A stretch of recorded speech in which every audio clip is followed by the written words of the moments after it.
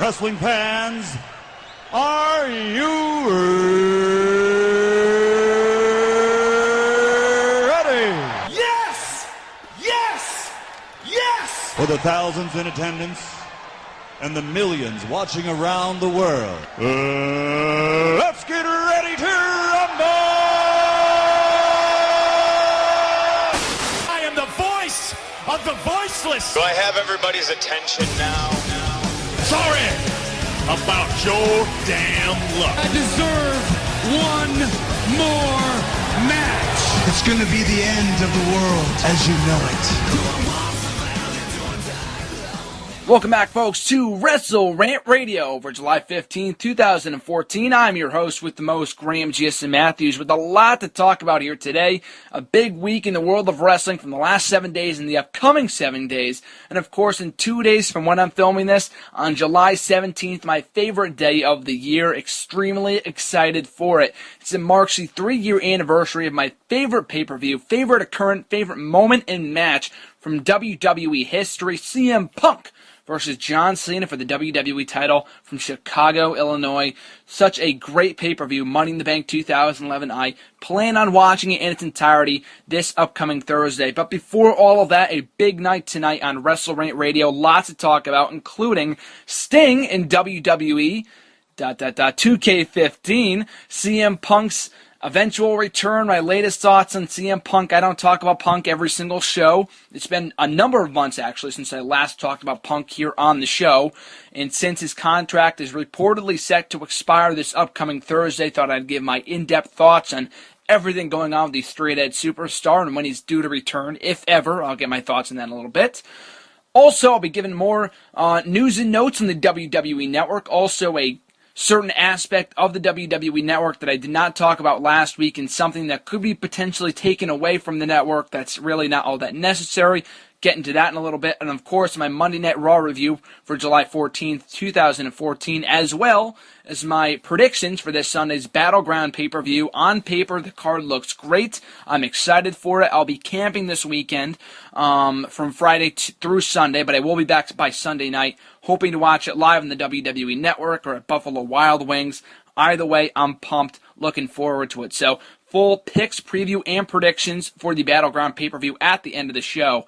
But like I said before, Sting is my first talking point of the show here today. Sting has been announced as the first major pre-order bonus for the WWE 2K15 video game. It was 1 year ago today, on July 15th, 2013, that Ultimate Warrior, after an 18-year absence from the WWE, was announced to be in the newest video game, WWE 2K14. And that was a big deal. I was extremely excited for it. Ultimate Warrior is one of my favorite wrestlers, people of all time, an incredible inspiration to me personally.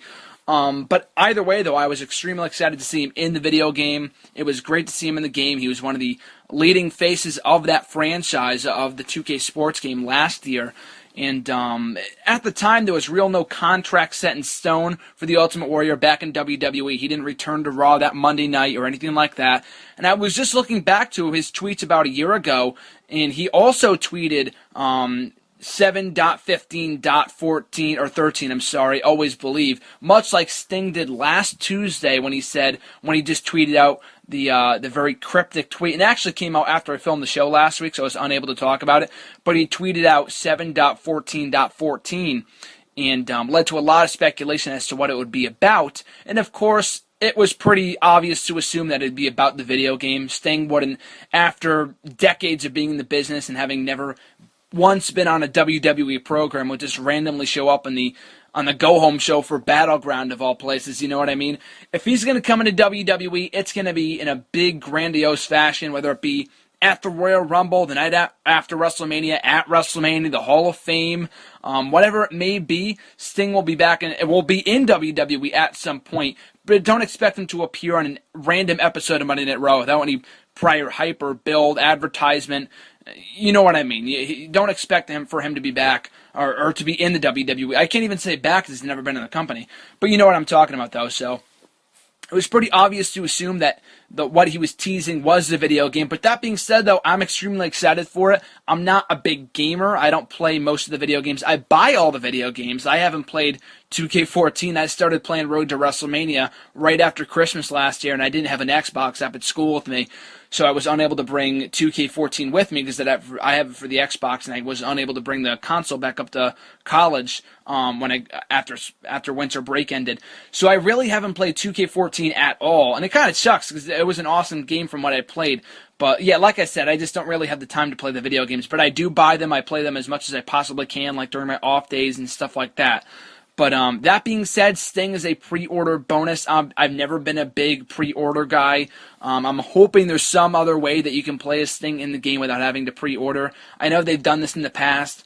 Maybe you can buy them online in the Wi-Fi store for Xbox, PS3, PS4, whatever they call it. Like I said, not a gamer. I have no idea.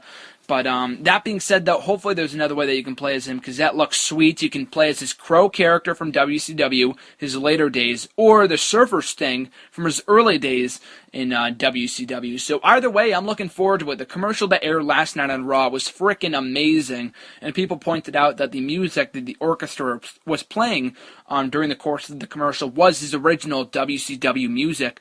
And I've never watched a WCW show. I mean, I've watched WCW moments, of course, but I would never know that was his music from WCW, so that was really cool that they added that in there. But there were reports a number of months ago as to why WWE was holding a casting call for an orchestra for someone to play Sting. People thought it might be for the DVD. It, of course, ended up being for this commercial. It was funny, when the commercial initially aired during Raw last night, you can hear the people cheering in the arena when it was obvious that it was for Sting. And I'm thinking to myself, why would they boo at the end of the commercial when it said 2K15? That's when the crowd started booing, and it was pretty comical when they finally found out that it was for the video game and it wasn't for a vignette, like that he was going to be at Raw that night, or that he was coming to WWE or anything like that. But I'm thinking to myself, why would they be so disappointed that it was about the video game? Wouldn't they have known this beforehand? And then I came to the realization that the commentators were talking about the fact that Sting was going to be in the new video game. They didn't cut a promo in the ring. They didn't have a voiceover around the arena. It was the commentators talking about this. And, being at Raw a few weeks ago when they announced that Bad News Barrett had been stripped of the Intercontinental Championship, I had no idea, because being there live in the arena and the commentators talk solely to the people that are watching at home on the airwaves, that the people that are, just sitting around and in the arena have no idea what's going on, and we would have never heard that news had I not, figured out a little later on in the night. So the people in the arena I don't blame them for booing when they found out it was for the video game. I would have just assumed it was for the video game. Like I said, I don't think people should expect him to show up on a random episode of Raw. But either way, though, the bottom line is that the commercial was sweet. Very glad to see Sting in a WWE video game, finally. He was in the TNA video game a number of years ago, which I actually own. Don't kill me, please. Don't hate on me for that. But I do own the TNA video game with Sting in it. Most notably, I own NWO versus WCW Revenge, one of the greatest games in the history of video games for the Nintendo 64. I play it from time to time. But either way, though, I should definitely expect, and I was talking about this before, that I definitely expect the relationship between WWE and Sting to branch further on, aside from just a video game. And don't let WWE fool you. Don't let the dirt sheets fool you. I'm pretty sure Sting, I'm almost a 99% confident that WWE and Sting have signed some sort of a contract. Otherwise, not only have they announced him and put him on the website for the new video game or whatever, and heavily featured him on everything, and they have for the last number of months, but you know what I'm talking about. They also released a new t-shirt for Sting on their WWE shop page last night. So if that's not an indicator that he signed with the company, then I don't know what is. What role he'll have on TV, when he'll eventually debut, that still remains to be seen. But like I was saying before with the Ultimate Warrior, before I got sidetracked, Ultimate Warrior started out as an exclusive to the video game, his first WWE video game in years, if you don't count All Stars. His first, in the series of SmackDown versus Raw or WWE 12-13, you know what I'm talking about. But Ultimate Warrior, of course, a number of months later would be confirmed as the first leading name in the WWE Hall of Fame for the class of 2014, came back, did the whole spiel, unfortunately passing away a number of days later. But that aside, though, his his contribution to the video game last summer led to him being inducted into the Hall of Fame in early 2014. So whether the same happens for Sting, that remains to be seen. I certainly would think so and hope so. I'm not saying he'll be the leading face, the leading top name for next year's WWE Hall of Fame class. Like I said, I could very well see it. I'm not saying it will happen. But if it's not a Hall of Fame induction or anything like that, then I could very well see him just coming into the WWE, maybe doing a one-off match, a one-off appearance at WrestleMania. Not SummerSlam, so don't get your hopes up. But I definitely see him doing something in WWE in some capacity. It doesn't even have to be as an active competitor. And I had someone ask me this on my most recent episode of #AskGSM up on the YouTube channel if you want to check it out.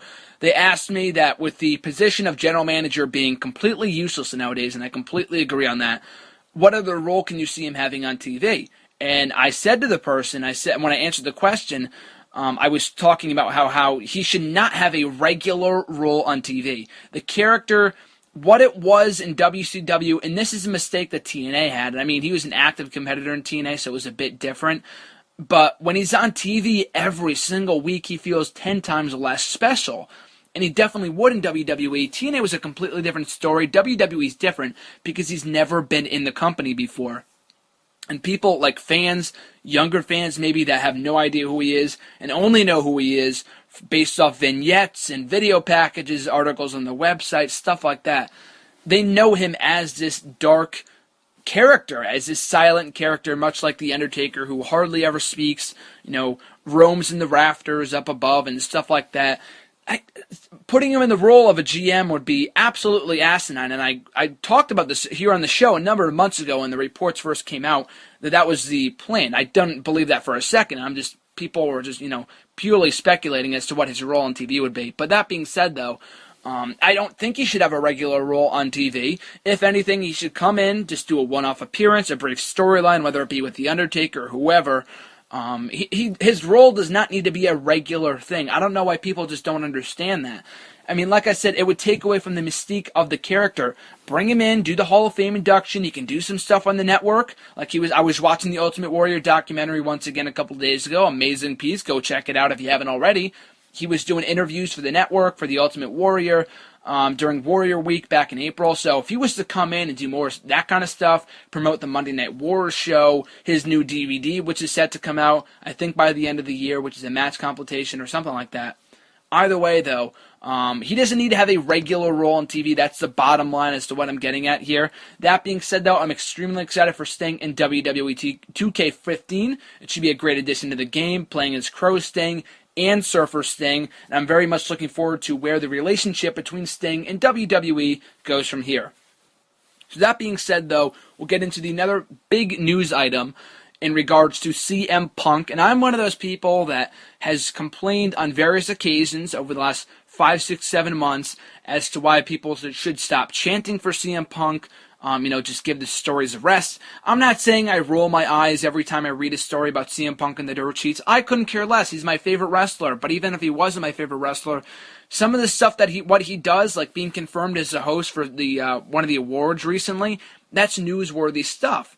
If it's reported that he's eating a sandwich at IHOP or something, or he's eating pancakes at IHOP, or he's at Denny's eating a fucking sandwich, yeah, that's not newsworthy. I don't need to read about that.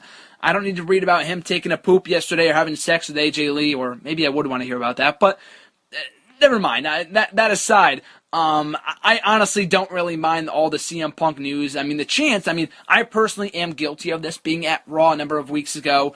I had someone comment on one of my videos about this when I was at Raw, and I put it to the YouTube channel about how I was chanting. I personally was chanting for CM Punk, and I just kind of got caught up in the moment, so I can sympathize with people that have been to Raw shows that have been guilty of chanting for CM Punk at random times for no reason. I mean, AJ was in the ring, and that's why people have been chanting for her, or have been chanting for him during her matches, because they're legitimately married.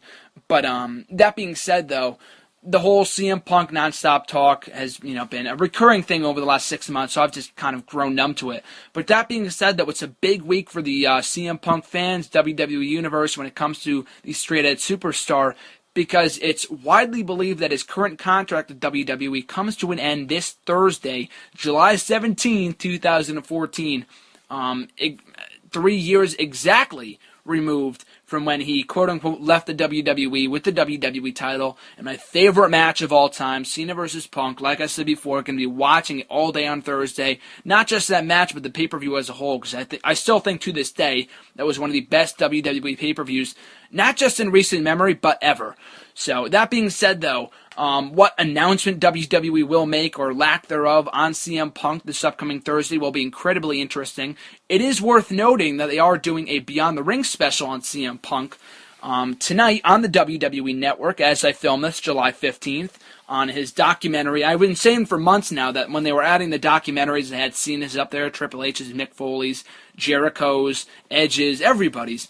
And I figured it'd be a while before they added CM Punk's, because, given his whole situation with WWE, I just find it comical that they go from putting a fucking a sticky note on the guy's face, from being as petty as that and doing stupid shit like that in the backstage, in the backstage area, like with the Royal Rumble poster. If you remember that story from a couple of months ago, I still laugh just thinking about that. That was so dumb.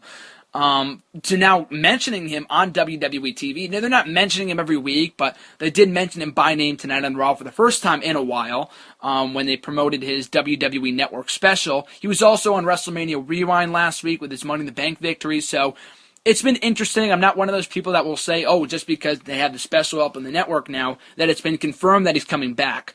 And I've been saying this since day one, and I will continue to say it. I am positive. I am 100%. I'm sorry, nothing is 100% guaranteed, but I am 99.99% positive that he will be back in WWE at some point. Don't get me wrong, I'm not saying he'll be back next week or at SummerSlam or something dumb like that, when people were speculating that he'd be back at Raw in Chicago, or that he'd be back at WrestleMania, or the next night, or back at Payback in Chicago as well, and he never came back. Hopefully people just lost hope. We'll just give it up already. I saw some people talking about a potential CM Punk return last night on Twitter before Raw for some reason. I don't know how that got started. But either way, though, I still think whether he re-signs with the company this upcoming week or not, and I honest to God don't think he will, but I do think he will be back at some point. Bret Hart, Bruno Sammartino, Ultimate Warrior, after 18 years, all came back to the WWE. No matter how much bad blood there is between Punk and Vince, and Triple H for that matter, or WWE as a whole, and there was much worse blood between Warrior and Vince, and Bruno and Vince, and their problems with the company. Punk's are a little lighter, and he just kind of wanted time off, and the reasons for his departure are still left unclear, and I'm not going to speculate on that. You can go back and listen to past editions of this show to get my full thoughts on that. But that being said, though, I still do think to this day that he will be back in some capacity, whether it be in the next few months, by the year's end, next year, 5 years from now. He'll be back in WWE at some point. It may not be as an active competitor, but he will be back in WWE at some point. But, that being said, though, I don't think he'll be back anytime soon, even if he signs a new contract or anything like that. And even if he was, we wouldn't hear about it. It'd be exclusively, to the people that were involved in the situation of him leaving in the first place, between CM Punk, Vince McMahon, and Triple H. Those are the only three people that know that went on that day. Not even Paul Heyman, CM Punk's best friend in the world, knows what went down the day that CM Punk quit. And I'm positive that even he wouldn't know if CM Punk was to come back to the company. So, but I do find it interesting that it all goes down 3 years exactly removed from the events of Money in the Bank 2011. Like I said, my favorite pay-per-view of all time. And why it happens that way, it's probably because, I don't know where I heard this, whether it be, I think it was from CM Punk himself, whether it be on his DVD or an interview or something. I believe he re-signed a contract with WWE. He waited until the last possible minute. I think it was like maybe 2 hours or an hour before his match or something like that. He signed a new contract with WWE, and people will say, well, maybe they had him sign a week later because he returned in the 25th episode, July 25th episode of Raw that year. I'm pretty sure otherwise they wouldn't have held that WWE title tournament. If they knew that he wasn't coming back, then they wouldn't have, booked that whole champion versus champion storyline ahead of time and all that kind of stuff. So I'm pretty positive about that. So he must have signed the contract that night of Money in the Bank 2011 for 3 years, which makes sense because CM Punk has always been one of those people that have said, I'll be retiring within the next 5 years. I don't want to be one of those people that wrestles forever, i.e. Ric Flair. So that being said, though, CM Punk, I'll continue to drive this fact home so people will quit asking me about it. CM Punk will be back in WWE at some point. Like I said, this upcoming week will be very interesting for CM Punk fans. What will happen on the 17th remains to be seen. I very much look forward to what happens. I don't know if he'll say something on a Twitter account or whatever. Either way, though, I'm looking forward to what happens with the straight-edge superstar. As a fan of CM Punk, I would love to see him back. But if he's happy doing other things outside of wrestling, in the end, that's really all that matters. You can speculate all you want about him leaving the fans, and I'm a fan. I could say that he walked out on me. He walked out on he walked out on the WWE, and he did. And he might have his reasons. He might not have his reasons. But if he's happy outside of wrestling, then best of luck to him. Best of luck to him. That's great stuff. He's happily married to AJ Lee now. He's got a hosting thing going on now for something that's coming up in the next few months. So that's pretty cool. He's got his own thing going on now. Kudos to CM Punk. Here's hoping he continues to garner success going forward. Did I success? Oh, whatever. Going forward, whether he's signed to WWE or not. But like I said before, July 17th will be a very interesting day for wrestling fans. So up next, I just want to get to this brief point before I get into my Raw review. I talked about last week on last week's edition of the show about WWE Network shows, about Legends House and Tough Enough and the budget and stuff like that, and how it's not going to be as successful as people thought it would and stuff like that. So go back and check that out. In the full edition of the show, I put a clip up on YouTube, on the YouTube channel, Graham Jason Matthews, if you want to check that out.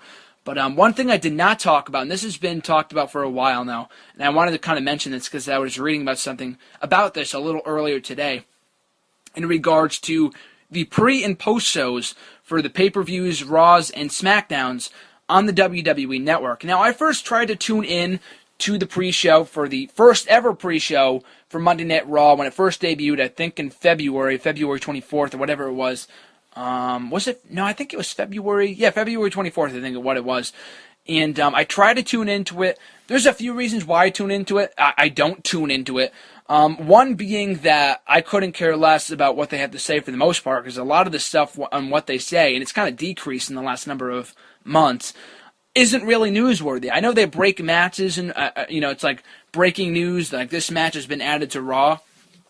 That's nice and all, but I can just find that out via Twitter, via the other news websites, like ProWrestling.net.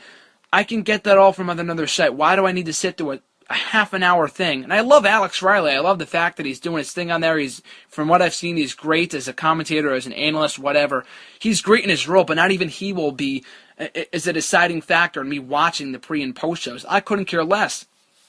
I've got better things to do than to watch a pre-show with really nothing notable going on. I watch the pre-shows for the pay-per-views because they have the exclusive matches, exclusive appearances from guys like Daniel Bryan and whatnot. They've got that stuff going on for the pay-per-view, so I watch the pay-per-view pre-shows. I don't watch the post-show, though. Nothing ever goes on. They had Hulk Hogan in the first ever one back in February when he first came back. But aside from that, though, is there anything really groundbreaking that happens in the pre- and post-shows nowadays? There was a notion going around a number of months ago that they wanted more people to start watching the pre- and post-shows. And it got decent ratings or decent views from what I've seen, based on those top 10 lists that WWE used to make. They don't put them out anymore for some reason. The Raw pre- and post-shows used to be on that top 10. I don't know how many things are on the network that could be possibly listed more or less than the pre- or post-shows or whatever. But anyway, though, they did fare pretty well. Most people watched it for the most part. But there was a notion going around a number of months ago that WWE would try to incorporate more storylines, feuds on the pre-shows and on the post-shows so more people would watch them. And they have to an extent. They did something with Damian Sandow a couple of months ago where he dropped the quote-unquote pipe bomb on the WWE. That was before he did the whole impersonation bullshit gimmick and whatever else. But they did the same thing with The Miz and Kofi Kingston back at TLC 2013. That was before the WWE Network, but they try to incorporate more storylines into the pre-show so it feels more notable. And don't get me wrong, I love the idea of a pre-show. It feels more like a meaningful thing, like the sports, like with football, like like other mainstream sports do that kind of thing. So it feels cooler. It feels staged and scripted at times, and obviously, I mean, it's even ironic that I'm even talking about that because it's pro wrestling. But I mean, you can obviously tell that the announcers are given a certain standpoint as to what they're supposed to defend, as opposed to them actually giving their personal opinion as to who they want to win or who they think will win or anything like that. So I don't really tune into the pre and post shows. I never have. I tried tuning in for the first time. I'm one of 5 people that still watches WWE Superstars, and whether it be for Raw, SmackDown, pay-per-views, or even as Superstars, I hate spoilers. So I don't like to be spoiled when watching Superstars. And they used to air the finishes. They used to air the matches of Superstars in the background when filming these shows, and that's not the case anymore because of the budget cuts that they now film the pre and post shows from the. I don't even know if they do post shows anymore, and I'll get to that in a minute. They film the post shows, or they film the pre shows. I'm sorry, from the WWE headquarters here in Connecticut, here in Stamford. So that being said, though, even if they don't air the Superstars matches in the background, that was one of the factors why I didn't tune in. Like I said, nothing newsworthy ever happens on these shows. So if they were to cut them, they've been cutting these SmackDown post shows for months now. Like, oh, they don't have a post show this week. Why in your right mind would you have a post show for SmackDown to begin with? I love SmackDown, don't get me wrong. I watch all the shows. But SmackDown is one of those shows that airs on a Friday night. Most people don't watch SmackDown anyway. They know it's a throwaway show. They know they get Raw rematches on there anyway. What could possibly frickin' happen on a SmackDown post show on a Friday night where no one is watching? I've got better things to do. So I don't watch the post shows. I don't have any desire to watch any of them. And I think it might be better for them to be cut. I mean, if they're costing such a budget for the WWE Network for them to be filmed, to fly the analysts out there to Raw and to the headquarters, whatever, that it's more of a hindrance to the WWE to keep them around, then cut them. Like I said before, just keep the pay-per-view ones. Those are good. But for Raw especially, I mean, the show's already 3 fucking hours long. Do I really need an extra half an hour before and after Raw to find out stuff, that a basic recap and preview of shit I already know? I don't need to have 4 hours of wrestling on a Monday. I mean, that's kind of a little excessive. For SmackDown, nothing ever happens on SmackDown anyway, so even less newsworthy stuff is going to happen on a SmackDown pre or post show. So that being said, keep the pay-per-view pre-shows. For Raw and SmackDown, just scrap them if they're useless and if they're a hindrance, if they cost money, if they cost a significant amount of cash to keep them around, then cut them and just, use Alex Riley, Brian Saxton for other uses on the WWE Network. Hell, do it today in WWE, like this morning in WWE. I know they were going to hire Jonathan Coachman to do something like that a number of months ago. Do something like that. I would absolutely love that they did something like that on the WWE Network. I would rather watch that, wake up and eat some breakfast while watching Alex Riley talk about this week in WWE. I mean, I'm not talking about like the weekly recaps, but like a daily news kind of thing. I would absolutely love it if WWE did something like that on the network, and I would be more inclined to watch something like that every day as opposed to a pre or post show where nothing ever happens. So we'll transition from that right into my Raw review for July 14th, 2014. Kicking off the show is WWE World Heavyweight Champion John Cena, talking about this Sunday's Fatal 4-Way matchup at Battleground for his championship. Roman Reigns would soon interrupt. Also good mic work from Reigns and Cena. They've been developing a good chemistry with one another on the mic and in the ring over the last couple of weeks. And it's not one of those things like what they did with Cena and Ryback where I want to see them clash anytime soon by having Reigns turn heel. This guy's a breakout babyface. Sometimes he gets better reactions than 90% of the roster. So keep him babyface, keep him going on the right path. He's been doing a great job. Some of his promos are hit or miss. Some of them are better than others. I understand that. Same thing with his matches. But for the most part, he's been on the right track. He's been booked well. He's been, less is more from Roman Reigns, I guess I should say. I should say, given the fact that, given his silent persona, and the longer his promos are, the bigger chance he has of screwing up. So I like the fact that he keeps it short and sweet. But a good segment to kick off the show. It really set the stage for later on in the night. for their 6-man tag team match, or what was initially supposed to be a 6-man tag team match, after Dean Ambrose was cutting a promo on Reigns and Cena. Great stuff from Dean Ambrose. He's been one of my favorite stars to watch develop over the last couple of months. He's quickly rising up on my list of favorite superstars right now in WWE. So that being said, Dean Ambrose had some great mic work here. He showed a great amount of resilience, great deal of resilience, when fighting him back against Kane, Orton, and Seth Rollins backstage. Really cool spot with Seth Rollins hitting the curb stomp on Dean Ambrose backstage. So, good segment to kick off the show, like I said before, built well going into the main event, as well for the title match at Battleground, and even building some hype to the Rollins and Ambrose match as well. Up next, we had The Miz taking on United States Champion Sheamus in non-title action. Good matchup. Sheamus and Miz have had countless matches in the last number of years. I complained when Miz first turned heel late last year that I did not want to see him go back to jobbing to Sheamus every week. And it's kind of funny because he beat Sheamus here. But it's been so long since we saw these two last clash. I think it might have been like 2 years since we last saw these guys face each other. Then I'm fine with them having a match now, or even a feud rather, because with so many matches given the amount of matches that these two have had against one another, they have never actually had a one-on-one feud, which is actually pretty interesting. So I would love to see them feud over the U.S. Championship, especially given the fact that Miz beat him clean on this show, which I was very happy with, pleasantly surprised with, given the fact that the Miz needs to get his new character over, which I'm really enjoying thus far. I talked about this on my Facebook page a couple of days ago. Like the page while you're at it, shameless plug. But The Miz has been doing a great job in his current role as the new Hollywood star, so to speak, quote unquote, with a big head and being so, self-obsessed and, self-righteous and stuff like that. He's been doing a great job in the role. The fact that his head was on the Titantron, or his face was on the Titantron, was a little goofy, but it was something unique to his character. I've been enjoying it. He's getting good heat. He's much better as a full-fledged heel than he is as a babyface, and I thought his babyface run had potential, but WWE fucked it up, and he's much better in that role than he is as a tweener. So I'm glad they're going full-fledged heel with The Miz, and it was a very good win for The Miz, given the fact that it came in clean fashion for one thing, and it gave him a win over a mid-card champion. I always complain about the mid-card champions losing non-title matches. In this case, it was necessary. The Miz needed a win after losing to Jericho last week. I don't want to see Miz go back to his losing ways by losing every single freaking match every week. Then his new persona would mean nothing. Nothing has changed about The Miz at all. So it was very good to see him win here. I'm kind of afraid for tonight's main event. By the time you listen to this, it probably already happened. But I'm just kind of fearful as to what will happen when it comes to tonight's episode of main event and their matchup and their rematch tonight. Hopefully Sheamus doesn't go over clean.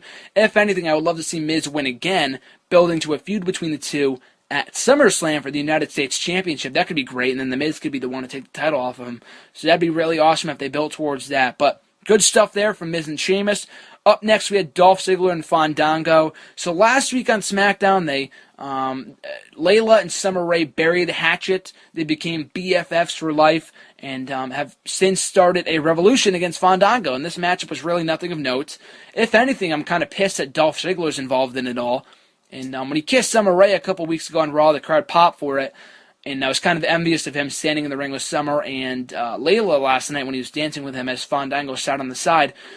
But Dolph Ziggler, I know he's not doing anything right now, but he deserves better than this shit. And being involved with Fandango and this terrible love triangle, I've been down on it since day one. It's been going on for 2 fucking months now. And you think they would have the right mind to already end it by now. But that being said, hopefully they can get Ziggler out of this as quickly as possible.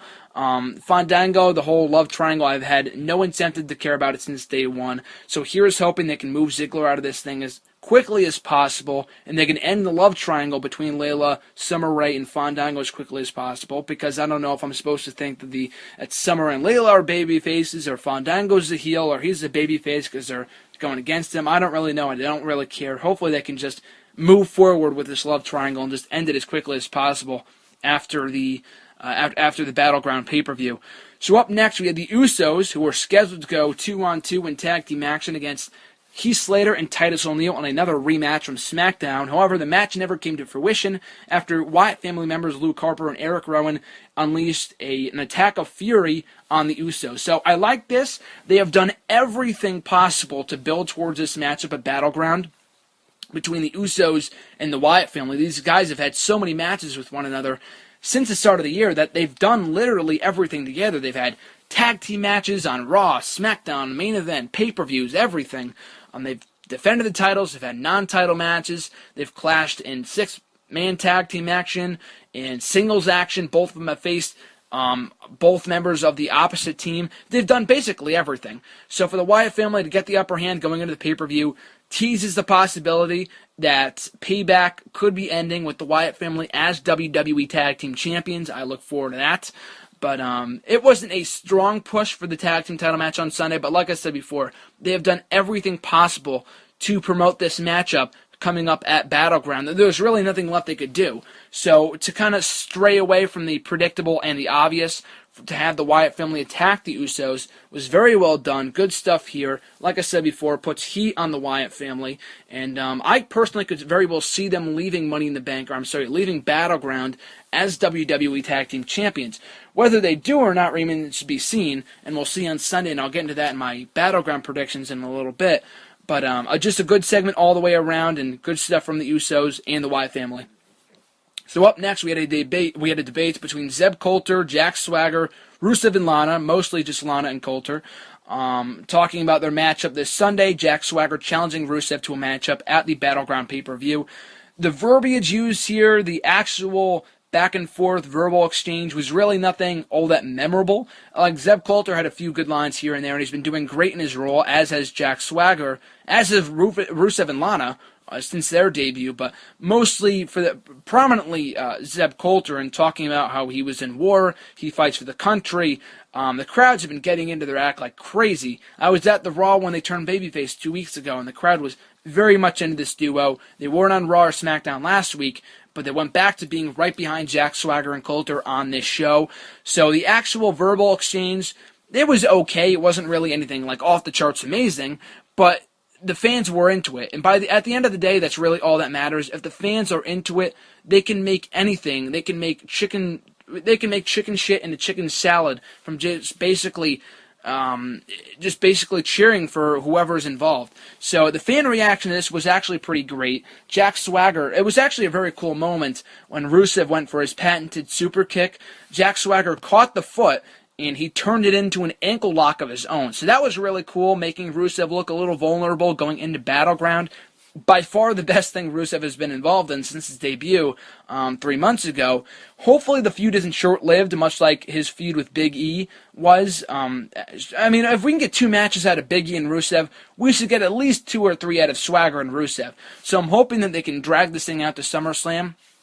I'm not at all saying that Swagger should be the one to end Rusev's reign of terror or his undefeated streak, but if he puts up a good enough fight and defeat, then he'll come out of this program looking strong, and hopefully the act will have more legs, going forward as a babyface. Because Jack Swagger, as I've said before, has been a heel his entire 6-year career in WWE. So turning babyface was something new for him. It's something refreshing. It's something cool for him to do going forward. The act is over. You can credit the We the People chants. You can say whatever you want as to why Colter and Swagger are getting as big of reactions as they are right now, but the bottom line is that they are over. WWE has something very good here in their hands with a babyface Jack Swagger and Zeb Colter, so hopefully they don't screw it up by feeding them to Rusev, which I'm not opposed and I'm not against, but hopefully that after they do so, they can continue to do something meaningful with Swagger, who hasn't meant anything in years. So good stuff there. Very glad to see that the crowd was very much into that segment. Up next, we had a throwaway matchup between Alberto Del Rio and Rob Van Dam, 2 very familiar foes after their World Heavyweight Championship feud late last year. The matchup was decent enough. My biggest issue with this matchup was the fact that both guys have lost so frequently that I didn't give 2 shits about who won this contest, because both of them have been booked to look like jobbers for the last number of months. Rob Van Dam, I talked about this on a recent podcast, whether it be 2 or a month ago or whatever it was, several weeks ago, I guess I should say. Rob Van Dam was being booked pretty well when he first came back. He was picking up win after win. He was feuding for the Intercontinental title against Bad News Barrett. So it meant something when guys like Barrett, when guys like Cesaro, when guys like Seth Rollins would defeat him.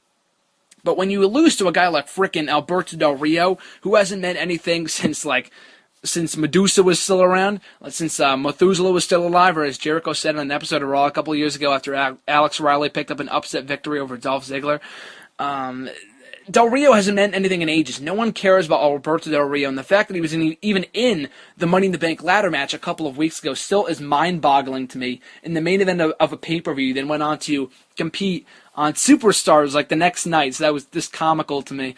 But even to have Del Rio go over here, it's not like even Del Rio is a threat to win the championship. RVD is over. It's not like his popularity has died out since he came back a year ago yesterday. The guy is still over. It was a year ago today he came back to Raw, had a kick-ass matchup with Chris Jericho, and they lit the world on fire. They lit the arena on fire with their great action for almost 20 minutes. Why can't they do more with Rusev, with Rob Van Dam? I'm not saying they should push him to world championship title contender worthy level. He's not world title caliber at the age that he's at. I'm not saying he is, nor should he be. But they can at least do more with him. Like I said a couple of weeks ago, they had a very good thing going with him and Bad News Barrett before they cut that feud short after Payback. Why not actually put him in a meaningful feud with someone like a Sheamus or a Miz for that matter? That could be a very good feud. I could get into a Miz RVD feud. Anything along those lines. Just do something with the guy. Don't waste him. He's just another guy in the Battle Royal this Sunday for the IC Championship. And Jericho was saying the same exact thing a couple of months ago when he was first when he was first in talks to come back to WWE to do something for WrestleMania 30. And when they turned down his request to work with guys like Daniel Bryan and Bray Wyatt, and they didn't know what they would be doing with him going into WrestleMania, he said no. He said, no, I'll just wait, until a better offer is around, then I'll catch you guys later. He missed out on the biggest show of the year because he was afraid of being in the Andre the Giant Memorial Battle Royal that he probably would have not have won anyway. Nor should he have at the age that he's at. And like I said, Cesaro was probably the best person to win that matchup. And what he's done then has been debatable, and that I digress. But Jericho was in the right there in that scenario in turning down an offer to come back to WWE on the road to WrestleMania because he probably would not have been involved in anything meaningful. At least now that he's back, he's in a great feud with Bray Wyatt, and I'll get to that in a little bit. But had he come back on the road to WrestleMania, he would have been involved in a meaningless battle royal with the Andre the Giant Memorial Battle Royal participants. And you look at the participants in the matchup on Sunday, you got freaking Xavier Woods, you've got Adam Rose, you've got and I'm a big Rosebud, but all these people mean nothing. You've got Ryback, Sin Cara, when was the last time any of these people were on TV? So it makes no sense, and I couldn't care less. So the fact that they're positioning RVD as a jobber is just mind-boggling to me because he can still go in the ring, he can have great matches. The guy is over. Do more with him. Like I said, you do not need to put a title on him, but the fact that he's not more of a threat or more of a likely candidate to win Sunday's matchup is a problem. The guy is a former multi-time world champion. He's a former multi-time intercontinental champion. The guy should be a candidate, a strong candidate in storyline to win the matchup. Yet after losing consistently to guys like Rusev, to guys like Alberto Del Rio, and I'm not saying there's anything wrong and anything bad in losing to Rusev, but they went from feeding guys like Sin Cara and Santino to Rusev to then automatically just giving him RVD. Like RVD is supposed to be positioned as a jobber, when in reality he's one of the most popular stars that WWE has at their disposal right now, and a former WWE champion at that. So hopefully they can do more with RVD. I don't know when he's leaving again. Usually, I think the deal was when he first came back about a year ago that he would, wrestle for 90 days or 3 months roughly and then leave again. And he's been back over for 90 days. I mean, he first came back the night after WrestleMania this year. And so maybe he leaves after Battleground. I'd love to see him stick around for SummerSlam, but if they're not going to do anything with him, then they just might as well just let him go until he comes back a number of months down the line. So that being said, bottom line, just do more with RVD. The guy is over. Don't let him go to waste. He was one of the hottest comebacks that WWE had in a while when he came back almost exactly a year ago at the Money in the Bank pay-per-view. Bottom line, just don't waste RVD. So up next, we had Alicia Fox and Cameron taking on Nikki Bella in 2-on-1 handicap action. Fox and Cameron picking up the victory. I thought it was pretty weird that Naomi, after Cameron, I think, had come in and attacked the Divas last week on Main Event, and as he was walking away, Cameron was thrown back into the ring by Naomi. Or maybe that was on SmackDown, I'm sorry. On SmackDown, Cameron was in a match with AJ, and Naomi threw Cameron back into the ring. That's what it was. And they confirmed last night that Cameron and AJ are facing each other on the pre-show for Battleground, which is great. There's a story in there. They have history. That's awesome. I'm not saying the match is going to be awesome because Cameron sucks, but the fact they didn't further that feud at all, and I'll probably have someone will probably say, oh, well, they furthered it on the app. That's all that really matters. No, it's not what matters. You can further it in a backstage video on YouTube, the backstage fallout on the network, on the app. Do whatever the hell you want, but if it's not on Raw, it doesn't matter, because no one else is going to see it.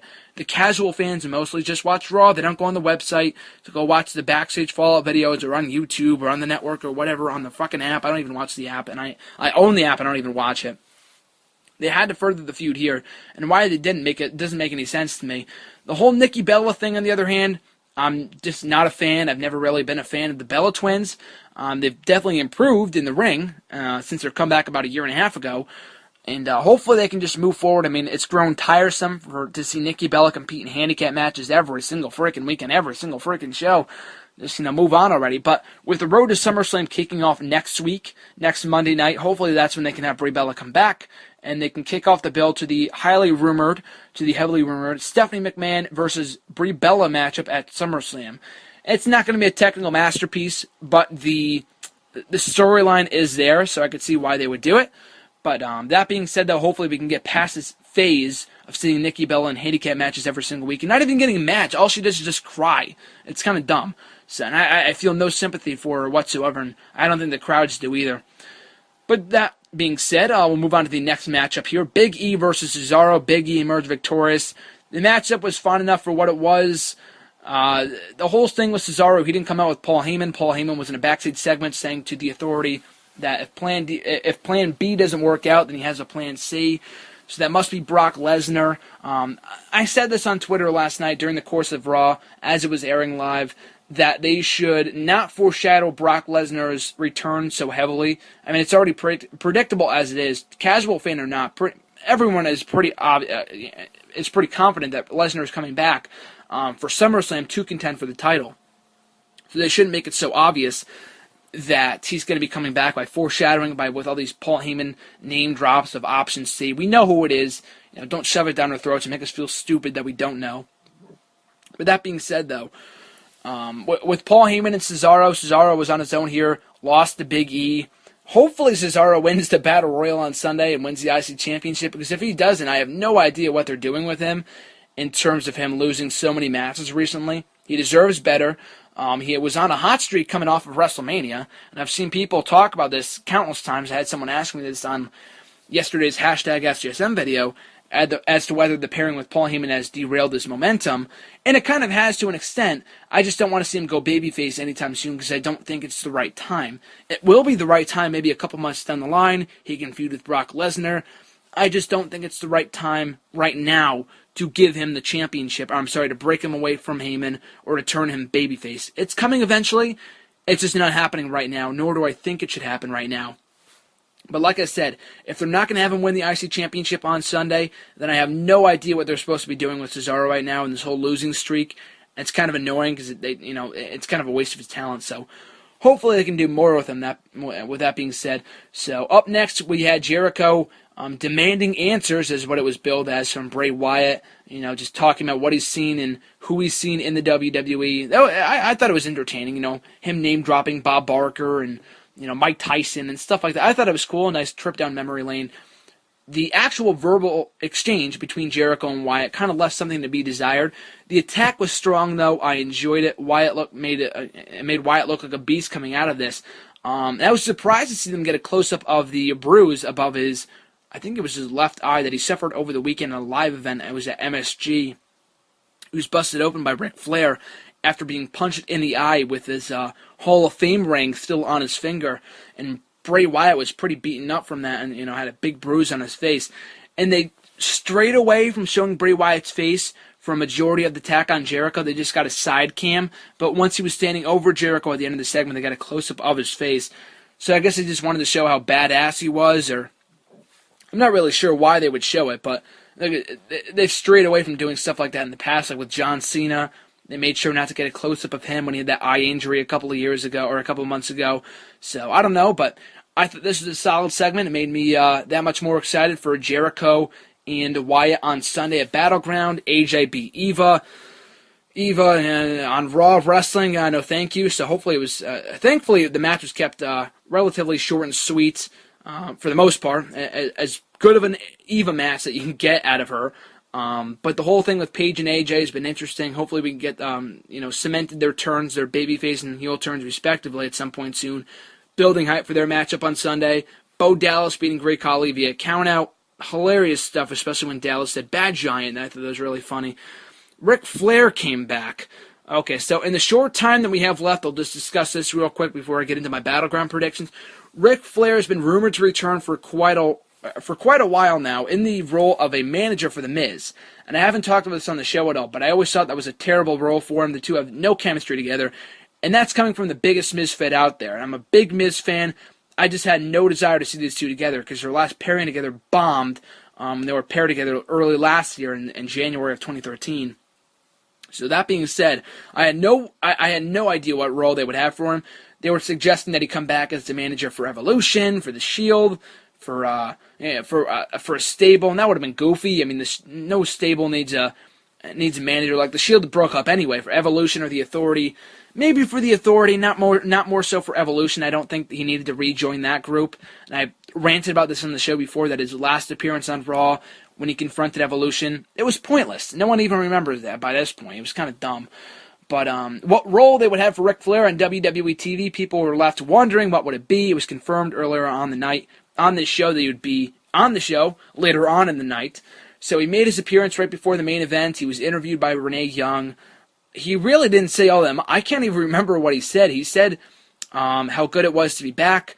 Renee Young asked him who he thought would win the WWE World Heavyweight Championship matchup on this Sunday. He said, I believe in Roman Reigns. Kane is great. Orton is great, whatever. But my pick to win it is John Cena. That was pretty much it. Roman Reigns' music hit. Reigns came down, shook Flair's hand. Cena's music hit. Flair did a little, very entertaining dance, might I add, to Cena's music as it hit. Those two had a brief confrontation with one another. They just, engaged in a brief stare down. Cena actually gave the World Championship belt, the World Heavyweight Title Belt, to Ric Flair as he walked away up the stage. So I'll get to that in a second. But that was it. Ric Flair did not do anything of note on the show. Ric Flair will always be Ric Flair. I'm not going to speculate that he was drunk during the course of this segment, that he was out of line or anything like that, like people were saying last year, or the last time that he was around, 2 or 3 months ago. I'm not going to speculate that he was drunk. He's always been Ric Flair. Ric Flair is Ric Flair. I didn't expect anything different. Just the whole content of what he's doing right now, it makes no freaking sense. You would think for a guy of his caliber, being the wrestling legend that he is, they would do more with him, whether it be as a manager for a superstar, for an up-and-coming guy. A lot of people thought that he should be paired with Dolph Ziggler, myself included. But apparently, according to what dirt sheets have speculated, according to what Ric Flair himself has stated, that WWE, they just flat out turned down the idea. They didn't want it to happen, so they shot it down, which is, it's kind of a shame because the two would be a perfect pairing together, seeing how much they resemble one another. So that kind of sucks. So if he's not going to be managing Dolph Ziggler, then what else could he possibly be doing on TV? Like I said, the roles of GMs are completely useless now. They have nothing better for him to do. So I'm hoping that if he's back as a regular character on WWE TV, they can find him something better to do than just parading him out there and just, being pro Cena, pro Shield, saying, I support this guy. He can be doing so much more in WWE. He can be adding so much to these storylines as an integral part of them than just parading him out there and just, getting his prediction for a matchup on Sunday. Like, it was pointless. I saw some people say that they enjoyed this. I personally did not. I'm not saying I didn't enjoy it, but I was just left wondering, like, what the point of that was.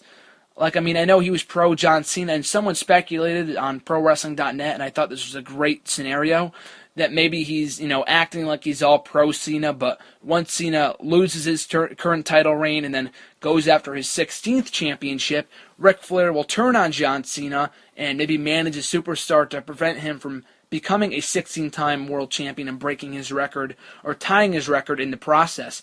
That could be a great scenario, and if this is leading to that, I would love it. I don't have enough faith in WWE Creative to do something like that, but it would be a great idea nonetheless, and hopefully they can do something like that if they do indeed go that route. But that being said, though, what they do with Ric Flair in the meantime, I have no idea. Hopefully they don't continue to do shit like this, because this was so pointless and very disappointing, especially given the fact that they advertised it. Like the initial Ric Flair appearance, a couple months ago, I ranted about that. At least that was not announced beforehand. I mean, I know Triple H announced it on Raw, but they never...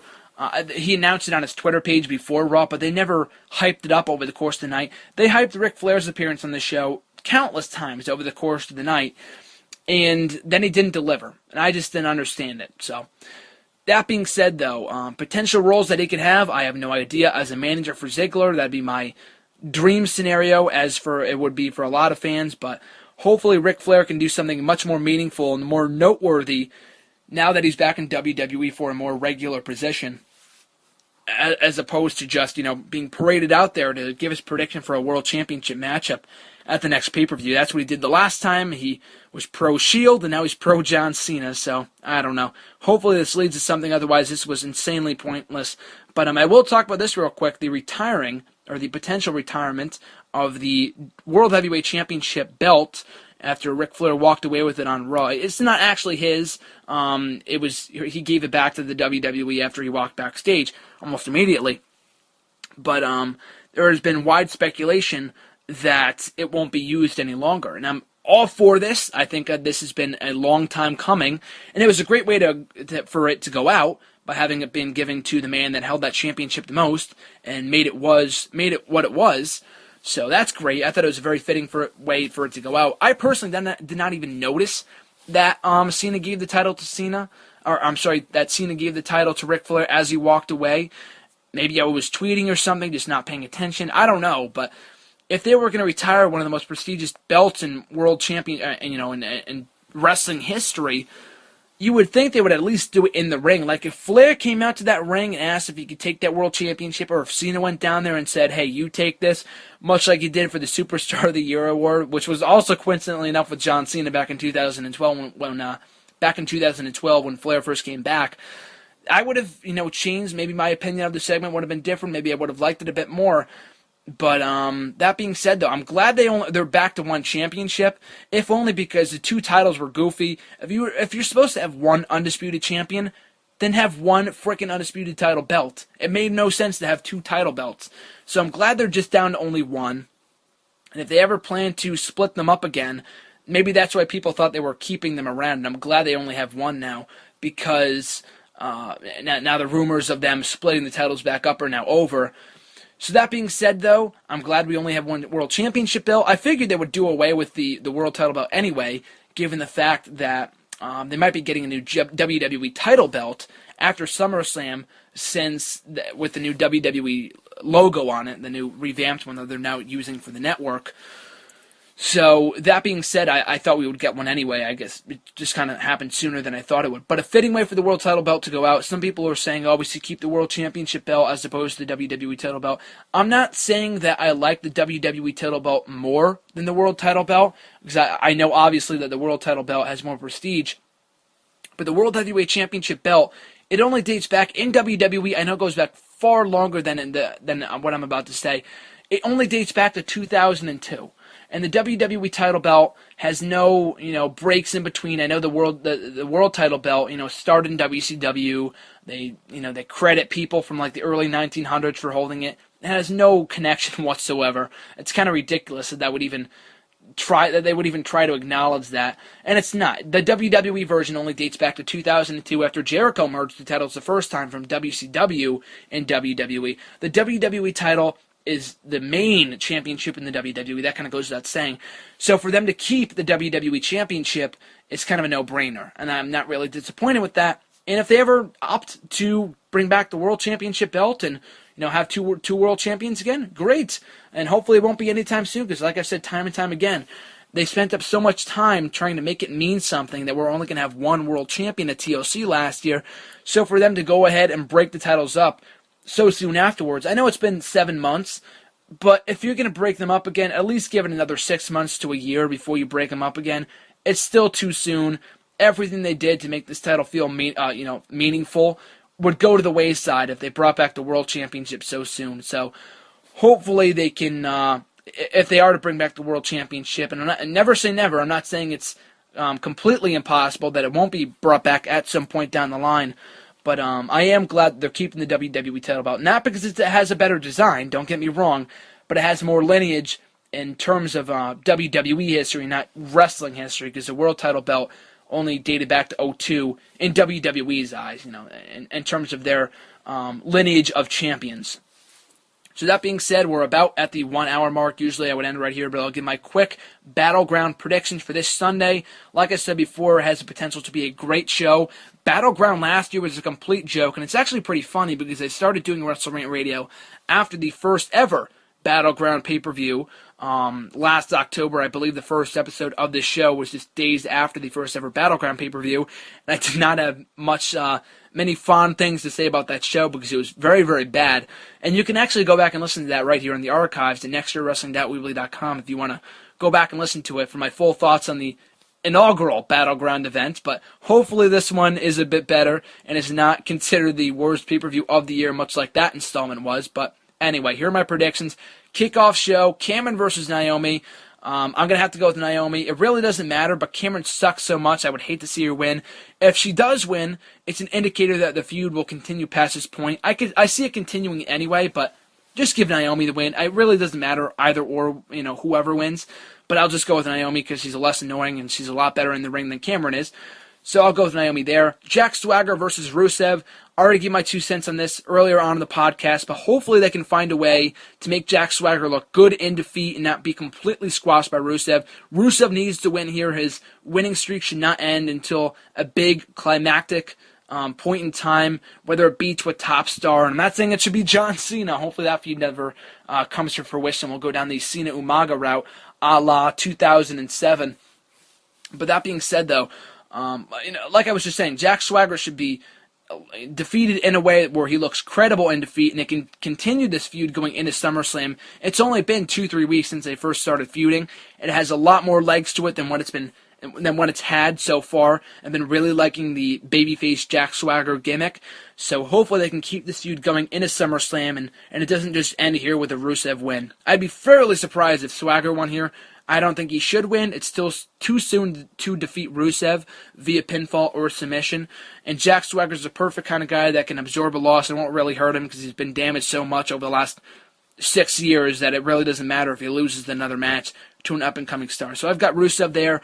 AJ Lee versus Paige for the Divas Championship. Seemingly at this point in time, it looks like a face versus face matchup. I see AJ retaining here, building to Paige turning on AJ, whether the next night on Raw, after the matchup, another week, who knows, leading to some sort of rematch at SummerSlam, but AJ retains here is my official prediction. The Usos versus the Wyatt family, Luke Harper and Eric Rowan, and a 2 out of 3 count falls match for the WWE Tag Team titles. So like I've said before, we've seen this matchup so many times since the start of the year. I too have grown tired of seeing them work together, but the matches never grow tiresome because they're always great. They literally, in my opinion, they stole the show at the Money in the Bank pay-per-view a couple of weeks ago, and I could very well see them doing the same on this show if given the right amount of time. And the stipulation is great. It's perfect for these two teams given how well they work together, and I think it's the Wyatt family's time. If the Usos successfully defended the titles at Money in the Bank, I think it's only a matter of time before Harper and Rowan win the tag team titles. I saw it happening on an episode of Raw after Money in the Bank, but I guess Battleground is good too. Prolong the Usos title reign for as long as they possibly can. And the Usos are freaking over, by the way, too. They were freaking over when I went to Raw in Hartford a couple of weeks ago. I failed to mention that in that week's podcast. They've got a lot of new merchandise out. They're a very hot seller. If you go to the WWE Shop merchandise stands at the live events, there's not a lot of top sellers right now with CM Punk gone and Daniel Bryan currently out. and guys like Bad News Barrett out being out with an injury as well. But obviously there's Cena. Cena dominates most of the merchandise stands. But the Usos have a lot of merchandise, and it's actually pretty surprising. And it's great for them. They're over. They're great. Love the Usos. But this matchup should be kick-ass. The Wyatt Family goes over here. New WWE Tag Team Champions. 22-man over-the-top rope battle royale for the vacated Intercontinental Championship, where Bad News Barrett will be in attendance. And he will be probably on commentary to present the title to the new champion. Participants include Adam Rose, Alberto Del Rio, Big E, Bo Dallas, Cesaro, Curtis Axel, Damian Sandow, Diego, Dolph Ziggler, Fandango, Heath Slater, Kofi Kingston, Rob Van Dam, R-Truth, Ryback, Sheamus Sin Cara, Great Khali, The Miz, Titus O'Neil, Xavier Woods, and Zack Ryder. So a lot of these people you'll see wrestling on Superstars every week, so therefore they have no chance of winning. The only few people I see as legitimate, strong candidates to win this matchup include Bo Dallas, who I said last week has a very big chance of walking away as the new IC champion. I would love to see that. Cesaro, it only makes sense for him to lose so many matches if their plan is to have him win the title on this show. But with Paul Heyman directing his focus towards Brock Lesnar and Curtis Axel being the IC champion last year, and he was with Paul Heyman at the time, maybe it's not the best idea to give the championship to Cesaro, but he's still a very likely candidate to win the title on Sunday. So Bo Dallas, Cesaro, Dolph Ziggler, a dark horse, but I don't really consider him a likely choice to win. Who else here?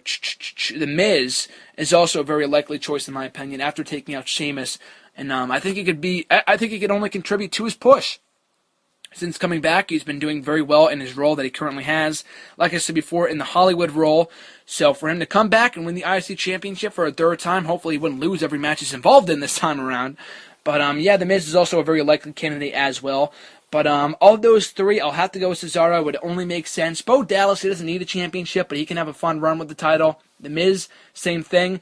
But Cesaro, I feel like at this point, after losing so much, that he kind of needs to win the championship, and he can have a great reign as champion. And Sheamus, I'm sorry, is also a very big candidate to win. I failed to mention him. But with Sheamus, though, I don't know, like I said before, with The Miz and Sheamus feuding, if that's a feud going into SummerSlam for the U.S. Championship, I don't know if they would unify the mid-card titles here. I could very well see it after Sheamus, after he basically claimed that he would on last week's episode of Main Event. He said, I'll be the first one to unify the titles. And usually if he mentions it, usually if they have, the writers go out of their way to make someone mention that during their promo, then it might be in the plans for people to expect it. So I could very well see that happening too. But if that is to happen, whether it happened with Cesaro or Sheamus, I would love to see, and I proposed this on Twitter last night, if they had Sheamus win the title, Bad News Barrett presents a championship to Sheamus. Sheamus turns on Wade Barrett, on Bad News Barrett, gives him a bro kick, turns heel, turns Barrett face in turn, and then you get a face versus heel match for when they come back, from when Bad News Barrett returns. You get a great series of matches. I said that last night in #AskGSM. Shameless plug there if you want to go back and check it out. But that'd be a great feud to do over the newly revamped mid-card titles. Otherwise, I have no idea why Sheamus is in this matchup if he's the current U.S. champion. Why would he be in an IC title battle royale if he's the U.S. champion? Obviously, it goes to show that they don't give two shits about the belt if he's involved in a matchup for another championship. It makes no sense. He was in the WWE title matchup a couple of weeks ago, Money in the Bank. It makes no sense. Anyway, Sheamus and Bo Dallas are two very big likely candidates, as the same with The Miz. But I'll have to go with Cesaro. It makes no sense for him to lose so many matches only to not win the title, so I'll go with Cesaro here. Bray Wyatt versus Jericho. Jericho has been putting over Wyatt since he first came back a couple of weeks ago. The Wyatt family has gotten the better of Jericho at every turn. So that being said, I feel like it's only logical to have Jericho win here via roll-up or whatever. I don't at all think that it would harm Bray Wyatt, and he can go back and just win the feud and win the rubber match or rematch, whatever, at SummerSlam next month, and then you end it there. So either way, I see this being a very good matchup for one thing. I heard their NXT matchup last year got rave reviews, so I look forward to them working together on this show. But I feel like Jericho's been beaten up so much by the Wyatt family in recent weeks that it's very possible that he will win here and then go into SummerSlam and lose there to Bray Wyatt, and therefore ending the feud. So that being said, I have Jericho going over here via roll-up or something like that. I don't see it being a decisive, clean victory. But Jericho, unlike Cena, is back. I'm not saying it's Cena's fault. It's creative. It's the writer's fault for not having Cena, put over Wyatt in a bigger, stronger fashion during the course of their feud. But whatever. Jericho is back to put over Wyatt, and he can win a match here and there. He doesn't need to lose every match he's involved in. So have Jericho win here. Hold the rematch at SummerSlam. Wyatt can win there. So I've got Jericho going over here. Up next, we've got Dean Ambrose versus Seth Rollins, another matchup I'm very much looking forward to. In terms of Seth Rollins' injury that it was reported to have suffered last night, some people were saying that it wasn't legitimate, but I don't know, the fact that the camera was off him so quickly and Ambrose never came out, that they might have, Rollins might have been involved in the brawl with John Cena at the end of the show and Roman Reigns, and Dean Ambrose was supposed to come back out and attack Seth Rollins. And the fact that Rollins got injured and was not involved in the fray at the end of the show, that might have prevented them from doing so. So I still lean towards Seth Rollins being injured, not legitimately injured, or he is legitimately injured, but not seriously injured. Maybe it was just a sprain. But as of right now, I've heard nothing really official on his status for Sunday. So as of right now, I'll just speculate. I'll just assume that he'll be ready to go by Sunday. But either way, this is another matchup that could very well go with either guy going over, because I see a rematch being held at SummerSlam. But I say Dean Ambrose or Seth Rollins goes over here, since Dean Ambrose has been getting the better of Rollins at every turn, and Dean Ambrose's big win over Rollins should be saved for SummerSlam next month. So I've got Seth Rollins going over here. And then in the main event, we've got John Cena, Orton, Kane, and Roman Reigns in a fatal four-way match for the WWE World Heavyweight Championship. And it's funny that the main event is probably the most predictable match of them all. Cena emerges victorious here, still your champion, sets up him versus Lesnar, 2 at SummerSlam for the title. So, like I said before, overall, should be a great show. Very much looking forward to it. And here's hoping it can live up to expectations. So, that being said, thanks for listening to tonight's show, folks. Always appreciate it. Make sure to find me on Facebook at Graham GSM Matthews. YouTube, same thing. Bleacher Report, same thing. Follow me on the Twitter at WrestleRant. I almost said my old username for a second. It's at WrestleRant if you want to follow me on there. Make sure to listen to the show every Tuesday at nextairawrestling.weebly.com. The podcast is up every Tuesday. And I've got a big podcast coming up next week and maybe even the week after. Like I said before earlier on in the show, I'm going camping this weekend, hooking up with my old friend John, who was actually my original co-host on Save Us GSM. He's on Twitter as well, at Heel by Design. Follow him. We're going to be talking a lot of wrestling when I see him over the weekend when we go camping up in the New York area. We're going to the Pro Wrestling Hall of Fame. We're watching WWE Network, playing the board game SVR, SmackDown vs. Raw General Manager mode. It's going to be a wrestling-filled weekend up in New York at the camping site. So I'm going to be recording a long-ass podcast with him. We're going to be talking about staying in WWE, Ultimate Warrior's passing, WrestleMania, the Raw that we went to a couple of weeks ago, Battleground, Money in the Bank, everything that's going on right now in WWE, the Shield splitting, and of course, the streak ending at WrestleMania 30. So stay tuned for that podcast. Next week's show might not be one of those traditional shows where I just sit here and talk to you about Battleground and Raw. It might be. I might give my brief thoughts before I air that podcast, but it's going to be my first collaboration show since leaving the Endicott campus in May. We'll be back there in September when I reunite with RJ and the gang to talk wrestling and the WWE as a whole. But this will be my first podcast since going solo this summer, since I'm off the campus. So as always, thanks for listening, folks. Graham Jason Matthews, and I'll catch you guys next week.